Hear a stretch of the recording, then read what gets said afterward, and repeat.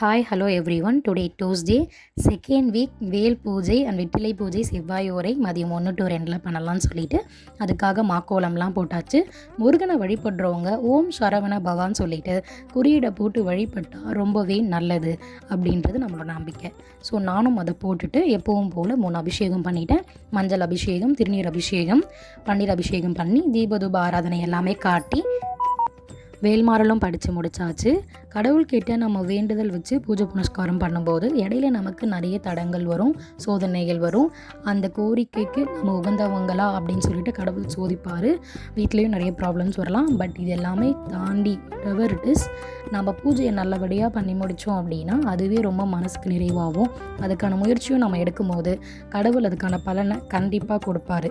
எங்கள் அம்மாவோட ஃப்ரெண்ட்ஸ் எல்லாமே எனக்கு ரொம்ப சப்போர்ட்டிவாக என்னை ரொம்ப என்கரேஜ் பண்ணிங்க. ஸோ அவங்க எல்லாருக்கும் ரொம்ப தேங்க்ஸ் ஃபார் வாட்சிங். Tata, bye bye.